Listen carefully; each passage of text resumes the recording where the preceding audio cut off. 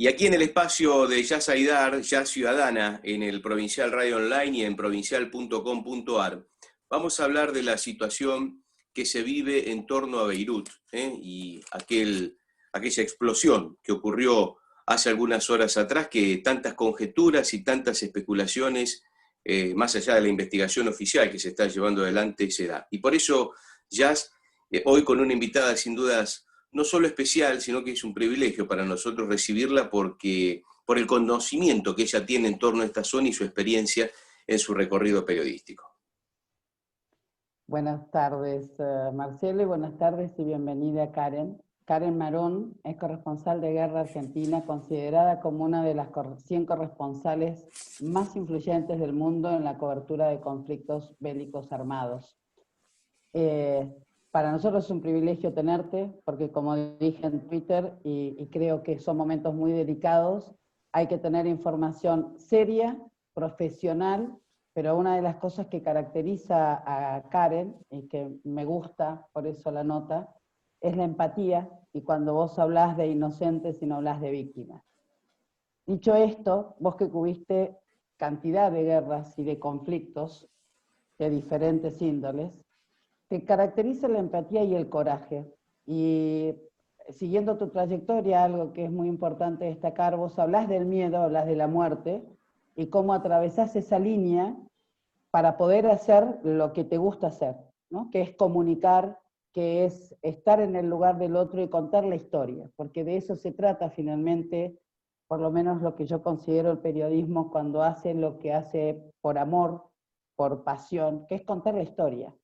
Y vos lo dijiste en un reportaje, es como vos la contás. No quiere decir que sea la única forma. Haciendo esta introducción, quiero preguntarte acerca de la explosión que ocurrió el 4 de agosto y que hoy es terrible para la situación del Líbano, pero también para la situación geopolítica. Hoy actualmente, es la primera pregunta, ¿cómo está la situación? Fuiste muy cuidadosa para aceptar el proceso de la investigación que está en curso, pero me gustaría tu mirada, porque sos una conocedora, no solamente corresponsal, sos geopolíticamente alguien que hace análisis, entonces me gustaría que nos cuentes cómo está, en la primera pregunta, hoy el Líbano bajo tu mirada.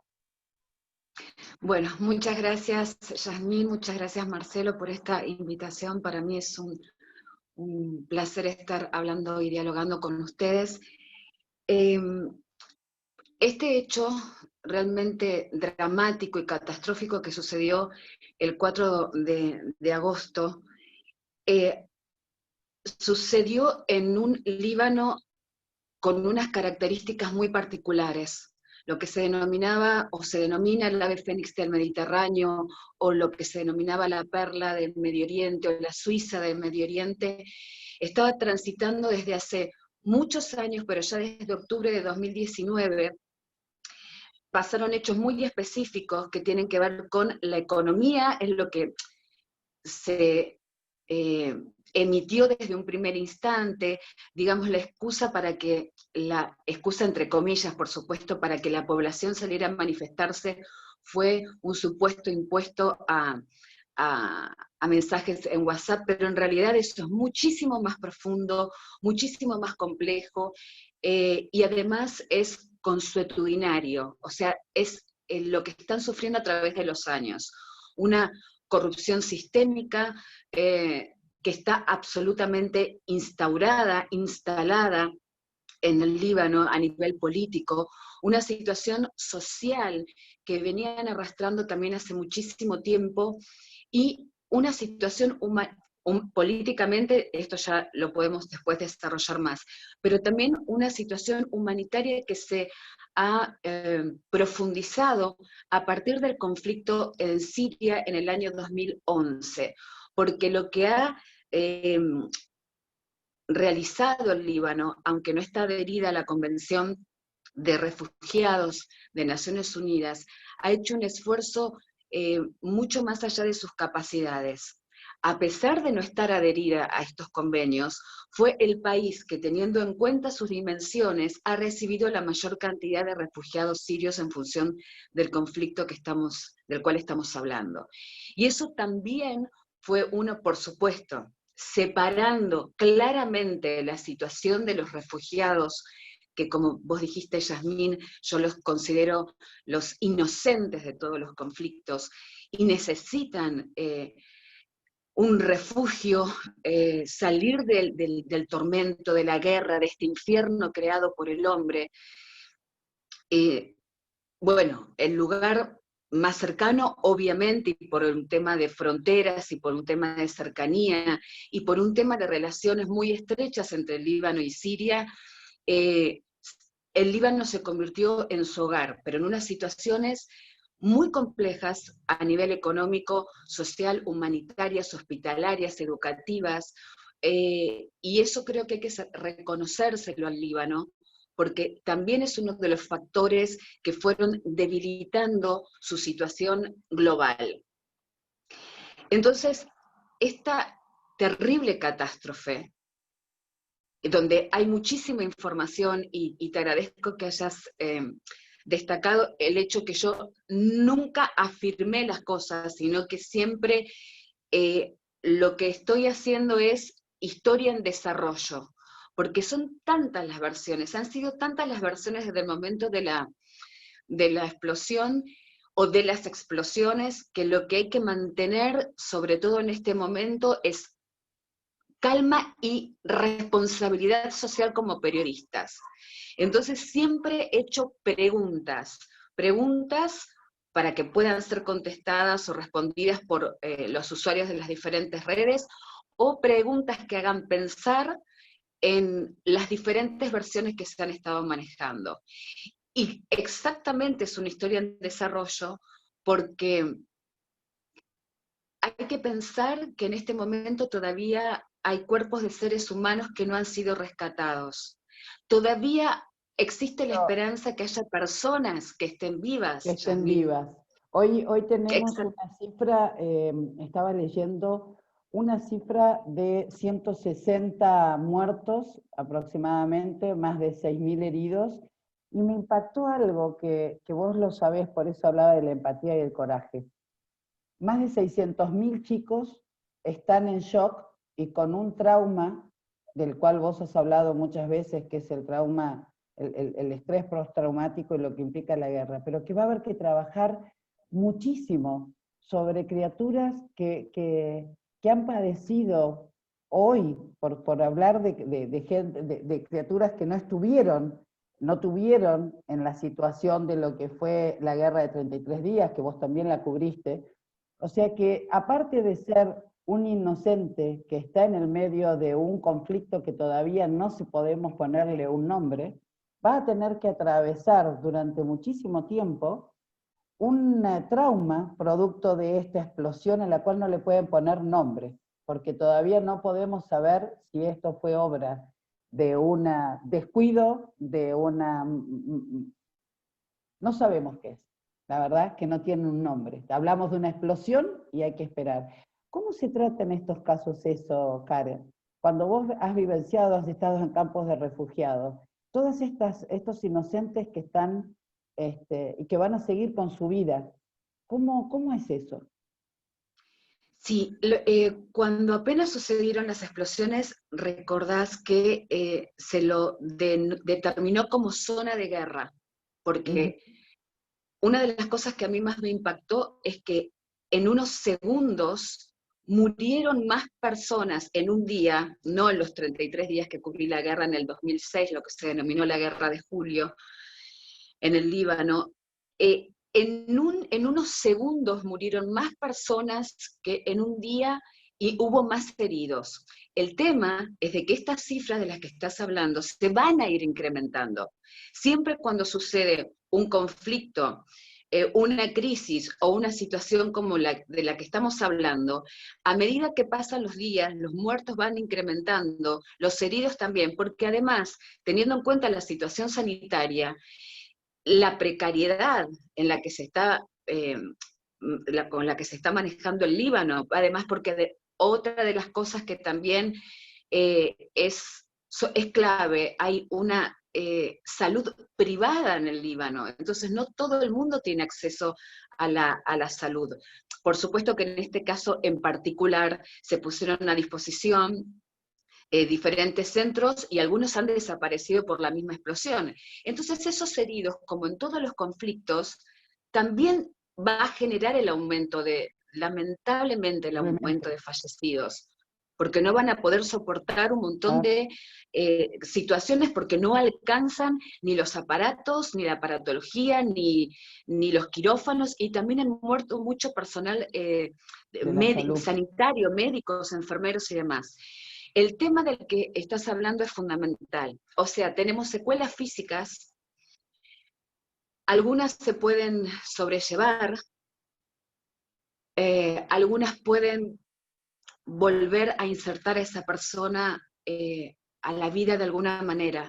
Pero el tema del denominado estrés postraumático, que ahora se denomina estrés traumático de guerra, trauma significa herida, y la herida se abre permanentemente.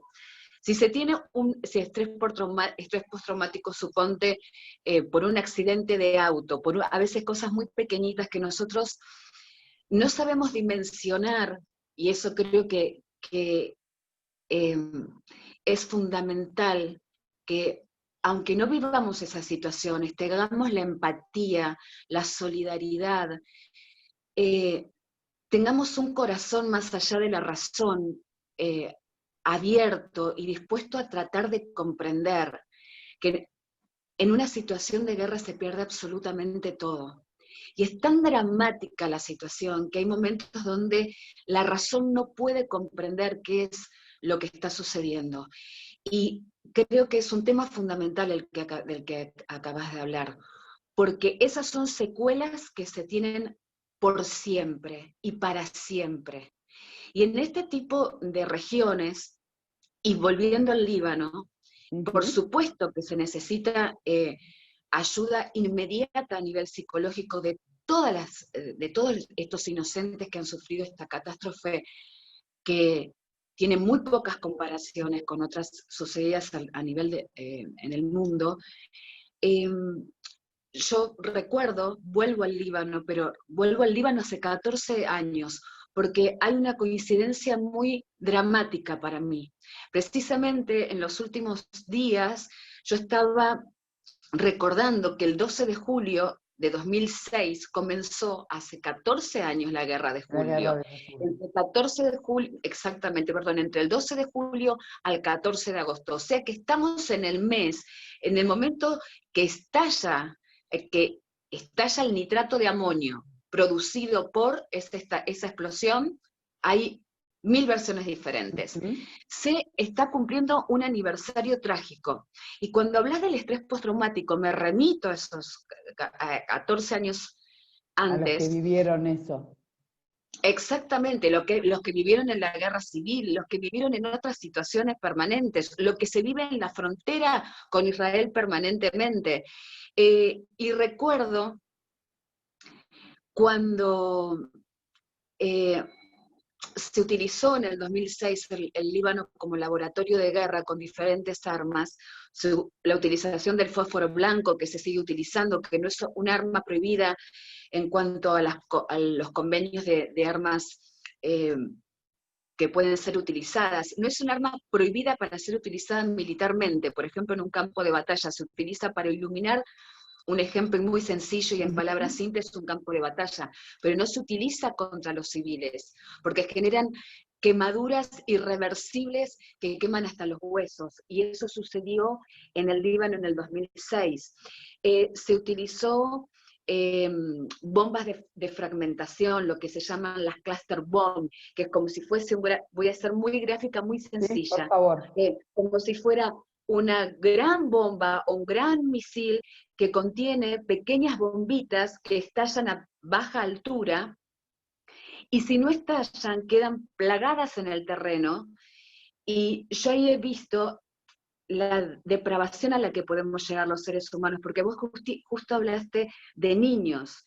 Estas cluster bombs contienen estas pequeñas bombitas donde se las pinta de diferentes colores y tienen diferentes formas. Y los niños, a mí me tocó ir a cubrir en el Hospital Amal en Tiro, entre el río Litani y la frontera con Israel.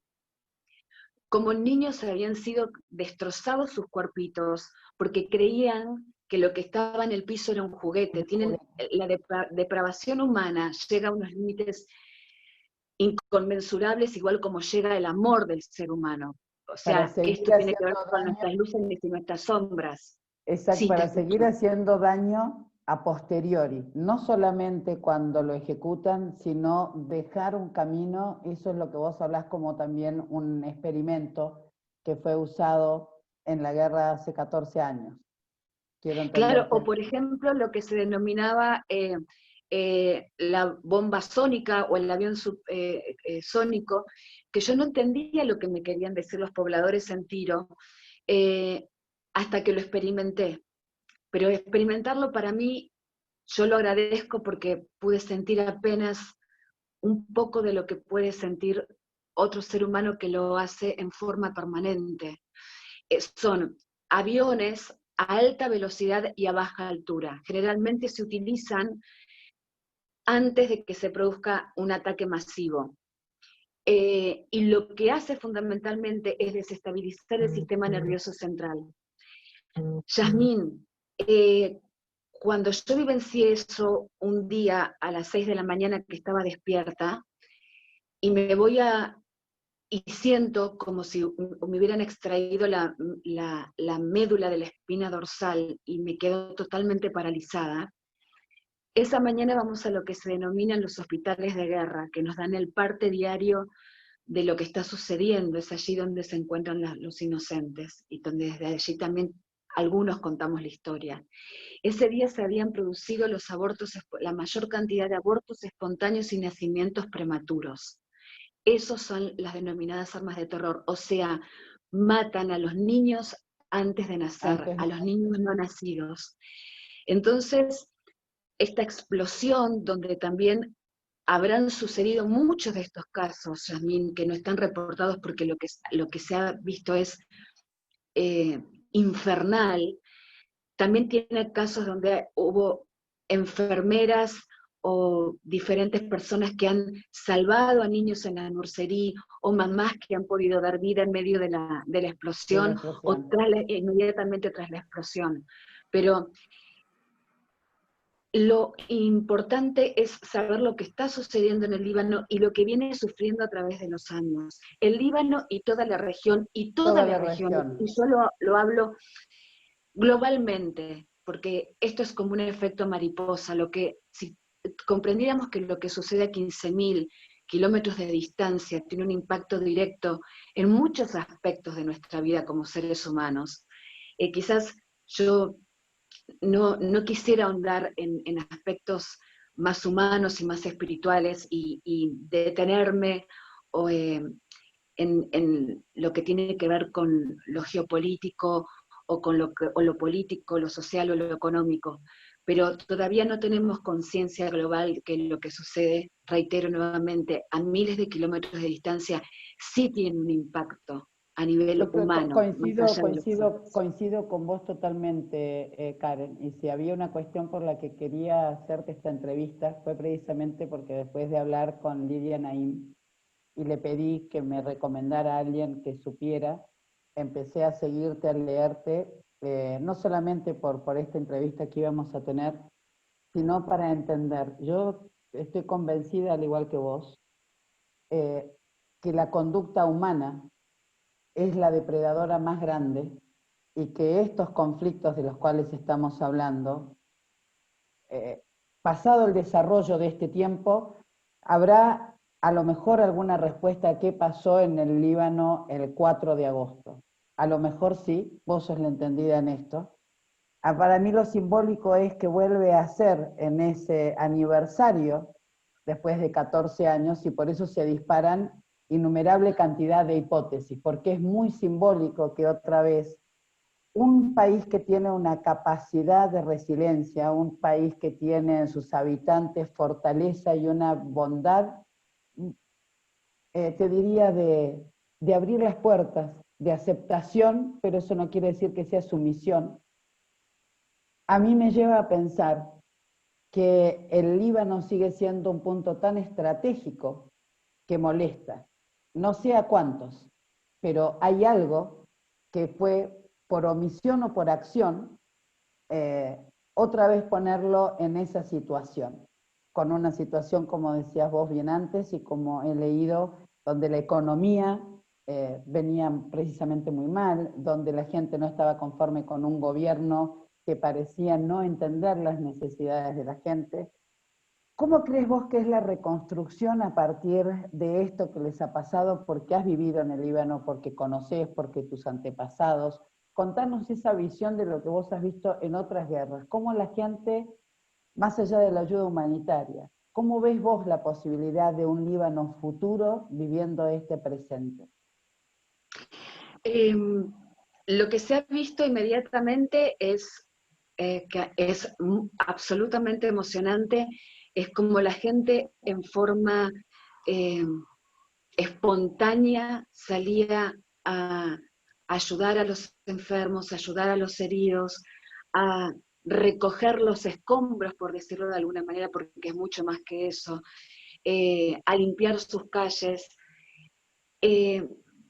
Lo que sucede es que hablabas de el valor del Líbano. En el Líbano, en forma permanente, se dirimen conflictos que no les son propios. Desde hace años el territorio libanés está soportando conflictos que no les son propios. Allí se dirime una cantidad de conflictos de potencias, de superpotencias. Hay que ver también que está en un lugar geoestratégico clave. O sea, son tal la cantidad de factores y de vectores que cruzan al Líbano para hacerlo tan codiciado. Por eso alguien decía que si el Líbano no fuera tan importante no sucederían las cosas que suceden. Es codiciado desde su agua en el río Litani y desde allí la ocupación que sufrió y el permanente plan a seguir de seguir intentando ocupar el Líbano de todas maneras posibles. Quizás el formato de un nuevo neocolonialismo por parte de algunos países que en su momento tuvieron permanencia no solo en el Líbano, sino en la región. Fíjate todos los actores internacionales que están en este momento actuando. No solo a partir de la explosión, sino antes de la explosión. O sea, es una diversidad de actores. Absolutamente. Inclusive hay que ver, hay noticias nuevas, ¿no? Pero noticias, algunas que inclusive se contraponen a lo que dijo el gobierno o a lo que manifestó el gobierno en su momento. ¿Cómo se va a reconstruir el Líbano? El Líbano hay que ver, se está hablando desde hace un tiempo, pero aún más en este momento, de lo que se podría denominar un Estado fallido, con todas las características que tiene un Estado fallido. Espero que eso no suceda, pero en su momento, después de las manifestaciones, empieza a actuar el COVID-19, que ahí sí tiene mucha importancia la sanidad pública, porque cuando no hay sanidad pública y hay que pagar absolutamente por todo, eso genera una vulnerabilidad social y además de seguridad humanitaria dentro de la población en el Líbano. Aún así, seguían las manifestaciones y sobre todo en la ciudad norteña de Trípoli, que es una de las más importantes, donde se encuentra el segundo puerto, pero también hay que ver ¿qué importancia tiene el puerto de Beirut en sí? ¿Iba a ser parte de la ruta de la seda? ¿Qué convenios se habían firmado? Cuando sucede un hecho como este, siempre hay que preguntarse quiénes son los que se benefician. En el caso, las dos estamos siendo muy responsables, muy cuidadosas. Por eso yo pregunto, ¿atentado o accidente? Hay un tema, había un barco desde el año 2013. que todos sabemos, con bandera moldava, su dueño ruso, igual algunos hablan que 2.700, los especialistas con los que he consultado, yo cuando hablo de cosas muy puntuales, primero hablo con toda la fuente, con diferentes fuentes especializadas en la materia. 2.750 toneladas de nitrato de amonio algunos especialistas en explosivos dicen que podría haber generado una catástrofe mayor. Así que no sabemos si había 2.750 toneladas de nitrato de amonio o si eso se ha ido expoliando o robando a través del tiempo, porque si algunos consideran súper especialistas en explosivos, que la catástrofe hubiera sido mayor, entonces hay que corroborar realmente si había esa cantidad. Eso es lo que había al momento de que se confiscó en el año 2013 el barco moldavo que llevaba ese fertilizante, nitrato de amonio, utilizado generalmente por los terroristas porque es muy barato y además no tiene los controles del TNT ni del C4, que son otro tipo de explosivos, y van hacia Mozambique. Se detuvo, de que tuvo averías técnicas, quedó en el puerto de Beirut, año 2013, el dueño ruso no lo reclamó nunca, vive tranquilamente en Chipre, todo eso está corroborado. Lo que yo todavía no estoy segura, teniendo en cuenta la información de los especialistas, es si había esa cantidad, o si se fue sustrayendo a través de hace 7 años esa cantidad. A mí me llama mucho la atención hace un tiempo, y ahora, como esto es una historia en desarrollo, Yasmín, se agrava mucho más. El 27 de junio de 2014 se envía, el director de aduana envía a un juez, se llama exactamente un juez de asuntos urgentes en Beirut, una petición diciéndole que se haga cargo de esta situación, que no podían tener esa cantidad de nitrato de amonio en el puerto. Reitero, 27 de junio de 2014. O sea que pasaron 6 años de la primera carta. Pasaron 6 años y no Así se hizo es. nada. Después, pero ahora viene algo mucho peor.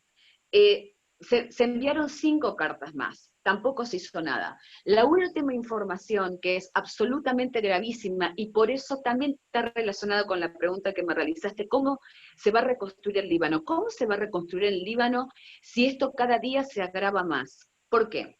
Salió a la luz que advirtieron el 20 de julio, y voy a ser muy precisa, el 20 de julio llegó información tanto al presidente Michel Aoun como al primer ministro, el primer ministro, Hassan Diab, que renunció, y recuerdo sus palabras, ellos se tendrán que hacer responsables, dijo, después de decir, los que, en el mismo 4 de agosto dijo, los que hicieron esto lo pagarán, lo recuerdo perfecto.